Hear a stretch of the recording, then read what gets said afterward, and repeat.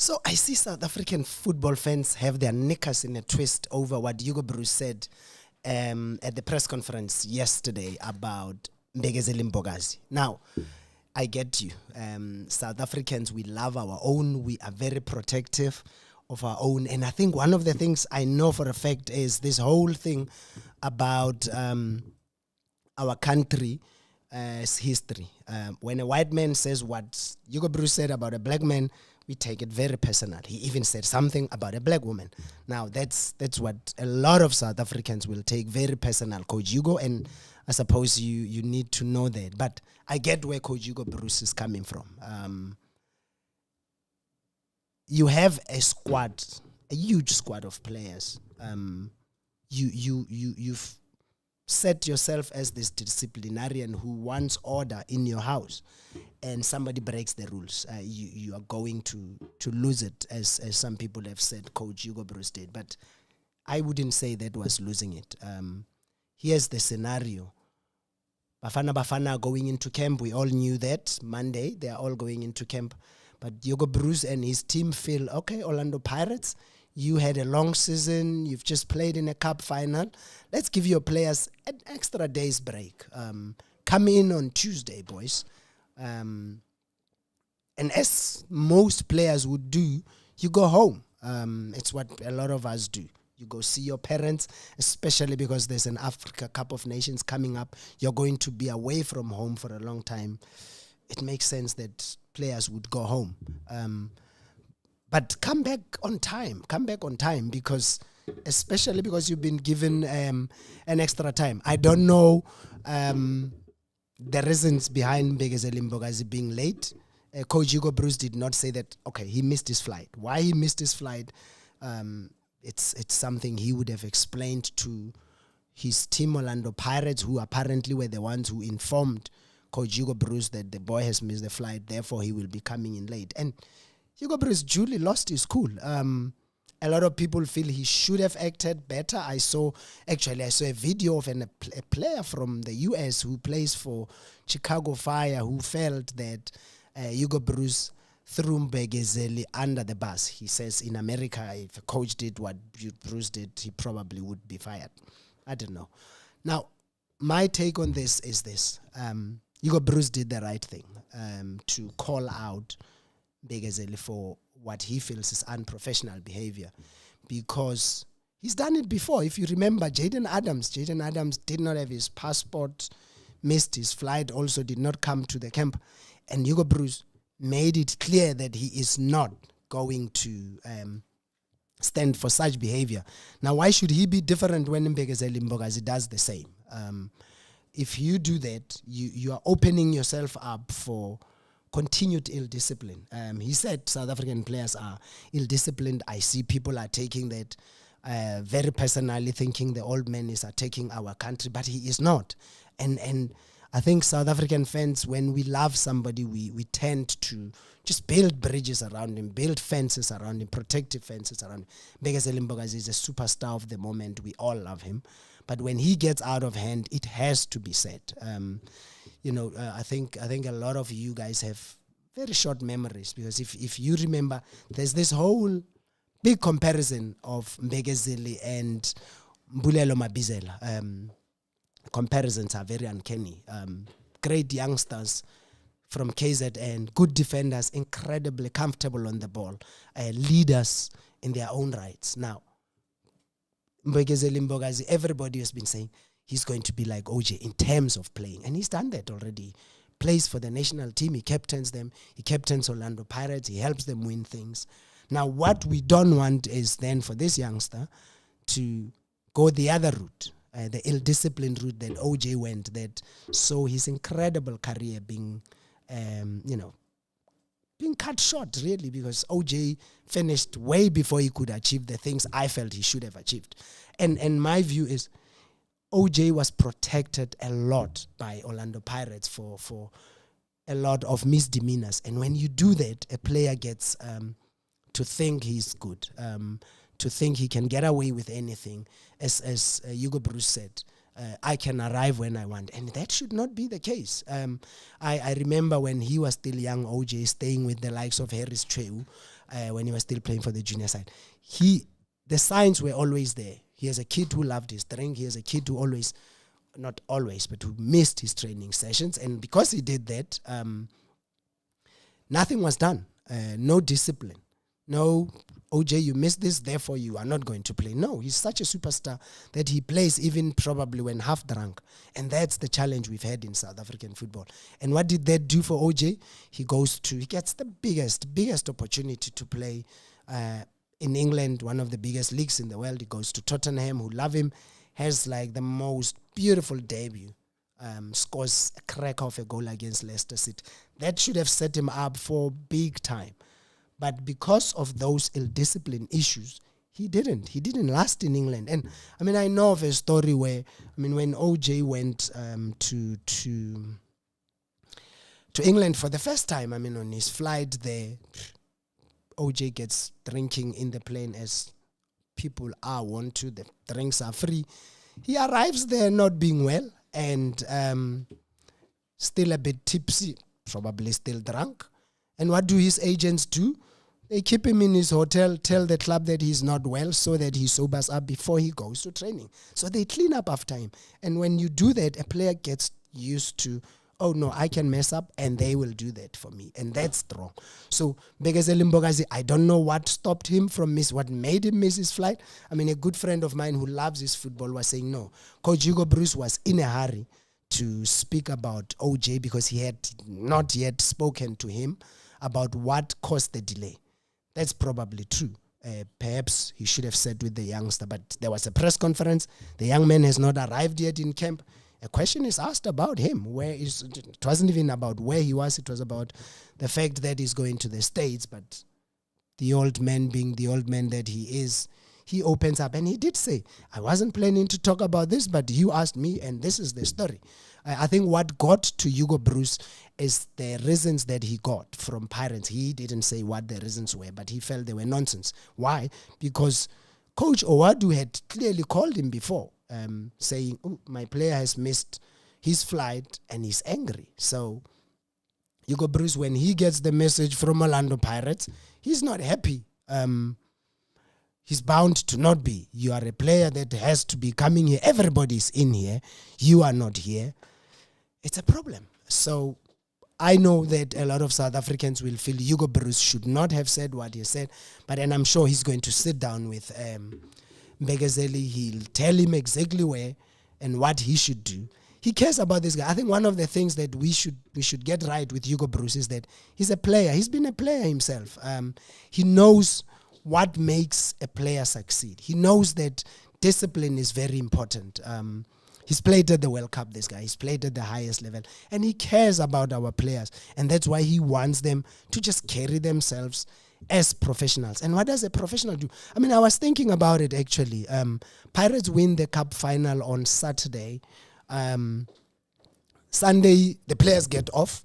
They are told, or you can come in on Tuesday. You know, it's nice to go home. But when you think about it, you travel to Durban. It's far. You've got essentially how many days? 1-2 days. You can go and do what you do. I mean, you know, we South Africans, especially us black people, there's traditional beliefs that we have. Too often when you're going into a big event, you go home, people batabela madlozi, people do what they do. Some will go to churches and pray with their families.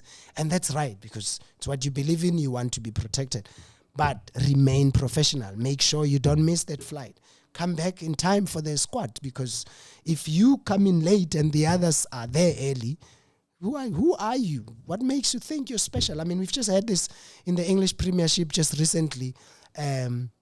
Mo Salah complaining about not being played, being thrown under the bus. Sure, Mo Salah is a superstar at Liverpool, but the club said no. You are not better than anybody else here. We are going to treat you the same. And they left him out of their Champions League squad. And I think if Bafana Bafana were not going into a bigger tournament a huge thing like the Nations Cup. I think if we were just playing a single match coming up, if I were Hugo Broos and Mbekezeli had done what he did, I was going to drop him just for this match, just to show each and every player that no one is bigger than the national team, no matter how good you are. And that will send a message to everybody. I mean, this old man has already done that. In the past, you've known that in South African football, you got to play for the national team a lot of times because you played for one of the big threes. Teams, smaller teams, players used to feel, oh no, I can't get into the squad. But now everybody plays. Kulumani Ndamani plays for TS Galaxy. He makes it because he's good enough, not because we don't look at the club you play for. We look at what you deliver. But if your discipline is not there, why should you be part of the team? They say one rotten potato spoils the whole bag, and we don't want that. So for me, Coach Hugo Broos did very well to call out Mbekezeli. Perhaps, as many would say, he should have done it one-on-one with the player, yes. But that would have meant them as Safa, as Bafana Bafana, probably hiding it from us that Mbekezeli arrived late. And we probably would not have known because we got to the training ground. I was there at the press conference. And Mbekezeli was there when we went to the training. So, but Hugo Broos knows things will leak out. It will be known. The other players will know. And how does that then affect everybody else? Talking of issues of discipline, I'm reminded of 2001 when Kaizer Chiefs were doing that whole Operation Fat Alles thing, and they were on course. They win the BP Top 8, win the Coca-Cola Cup, they win the Mandela Cup. They're challenging for the league championship. A few matches to go. They are still in the running. And I remember they were going to play Free State Stars. Patrick Mbutu, Jabu Pule are the key players of the team. Coach Mohsin Edugral is planning around them. We are going to a match out in Kwakwa. That was the place then. The two boys go AWOL. They miss out. And Coach Mohsin Edugral is livid. You're my key players. You missed the match. He was very angry. He lost that match, and Chiefs failed to win the league title. And because of that, Mohsin has never won the league with Chiefs. He didn't win the league. He's yet to win the league in South Africa when he could have. Now, should he keep quiet? Because too often, when things go wrong in football, it's the coaches who are always blamed. Excuse me. So, should they keep quiet then when players' actions are the kind that will lead to a team not performing? No, I don't think they should. I think Hugo Broos was right to call out Mbekezeli Mbokazi. I'm sure he's going to sit him down. I mean, he sat down quite a few. Sipombule's misdemeanors were all known. Kid who was always in the papers for the wrong reasons. Good player, talented. He sat him down. He told him in no uncertain terms, if you want to go to the Nations Cup, if you want to go to the World Cup, I don't want to hear anything about those misbehaviors of yours, those off-the-field behaviors of yours. And you look at Sipombule, I don't know how he behaves off the field again, but we have not heard of anything that says Sipombule is misbehaving because he values the opportunity to go to the Nations Cup. He knows he can become much bigger, and Mbekezeli Mbokazi needs to do that. He has to know that going forward we do not miss our flights. It's people miss flights, but whatever the reasons, you come in at the time that you were supposed to come in. Now, another issue that Coach Broos touched on was the issue of Mbekezeli going to America. That too has got a lot of you seething.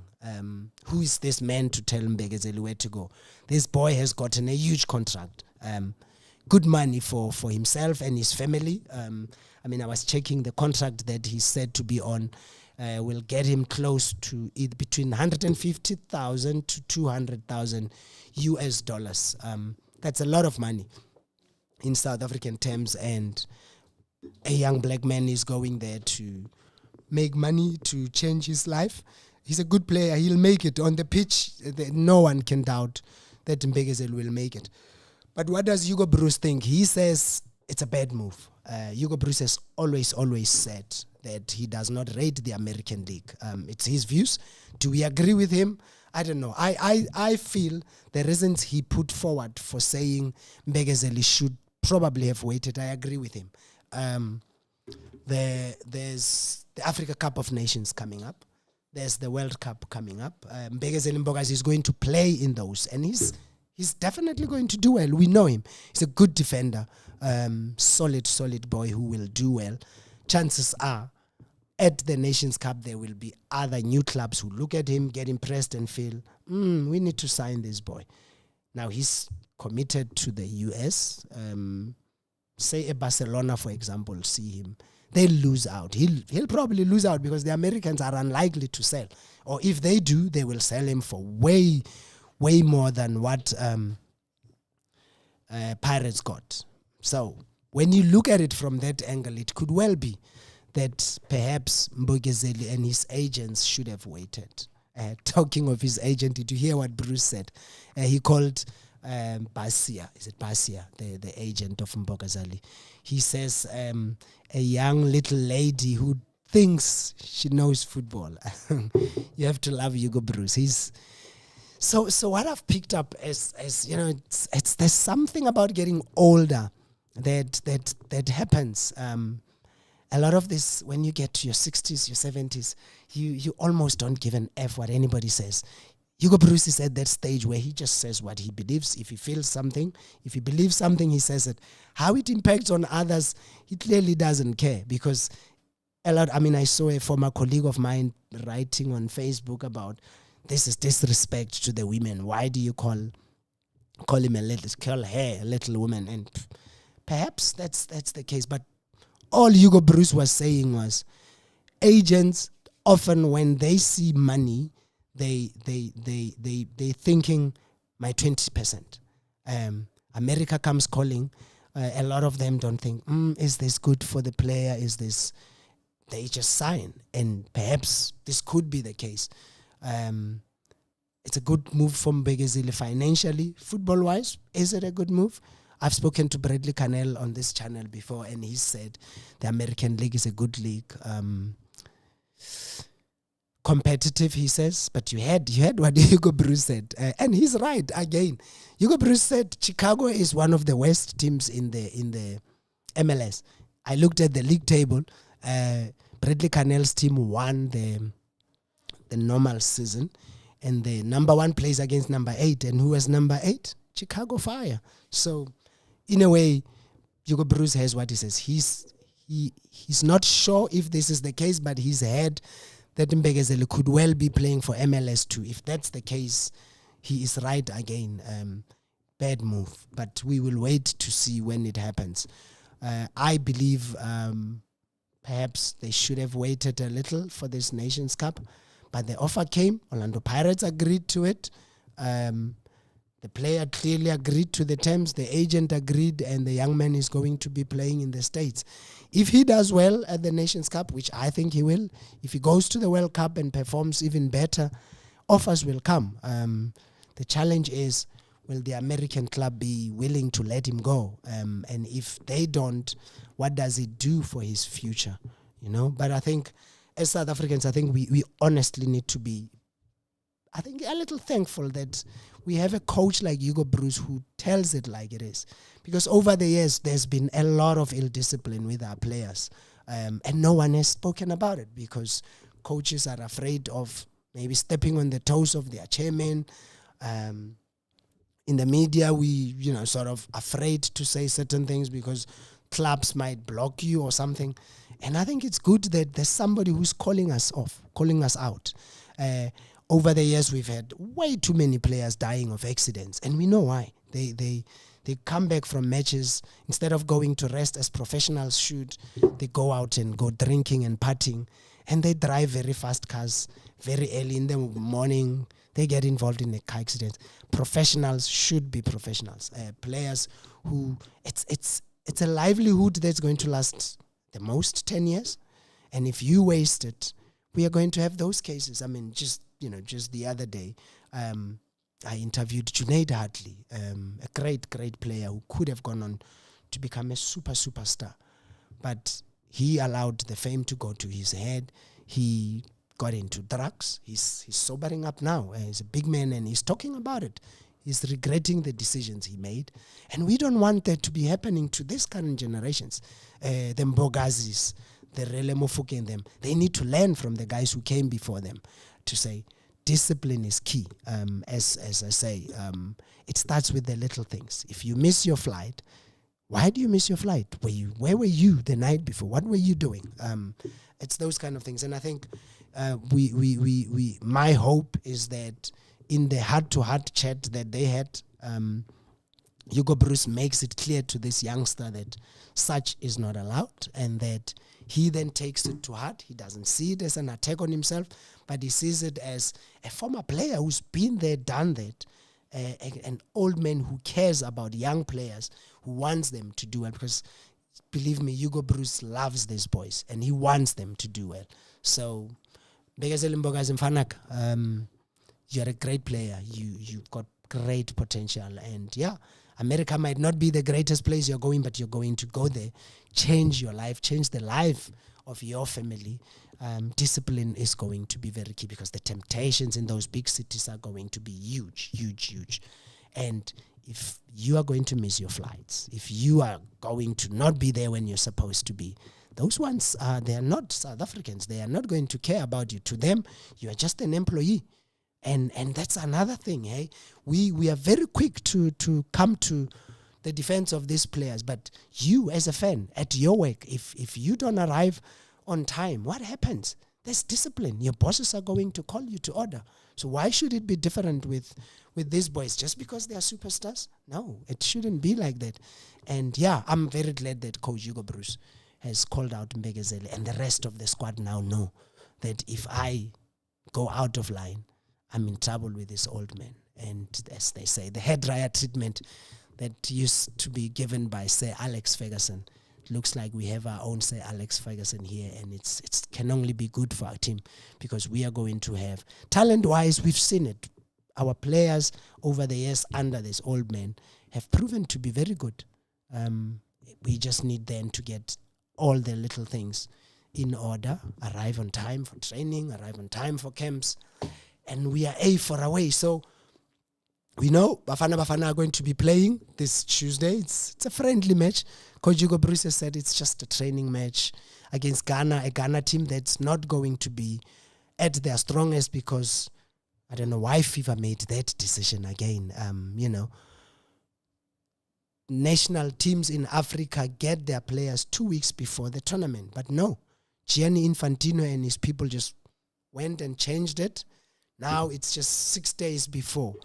Teams such as Morocco, your Senegal, your Mali, your Ivory Coast, who have the majority of their players in Europe, are not going to be having this camp that we are having. We are lucky that we have the majority of our players based locally. So only 4 players are not in camp currently. We have the rest of the players, and Hugo Broos is able to then prepare longer.